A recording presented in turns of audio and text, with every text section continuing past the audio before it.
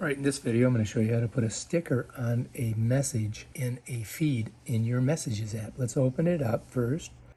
I'm going to click on that. Bam, it opens it up, and here's her feed. And I'm going to slide down, and she sent me this video about a bear, right? So what I want to do to find the stickers, I'm going to go here, right next to the field where you're supposed to type. I'm going to click this plus thing. Then I'm going to go to stickers. You see where it says stickers? Click there. Now, if you want to see all the stickers, you got to pull this up.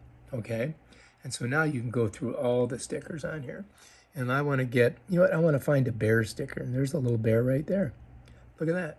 And now in here somewhere, there's a bear. I don't know where it is. Let's see if I can find it. I guess that's a bear, right? There's a bear right there.